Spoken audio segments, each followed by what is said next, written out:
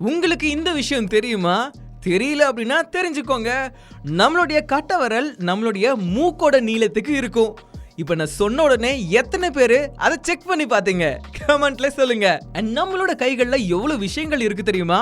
மனித கைகள்ல 27 எலும்புகள், 29 மூட்டுகள் மற்றும் குறைஞ்சபட்சம் 123 ஐடென்டிஃபைடு தசைநார்கள் உள்ளது அப்படின்னு சொன்னா உங்களால நம்ப முடியுமா?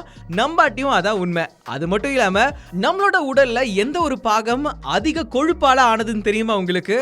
ரொம்பலாம் யோசிக்காதீங்க.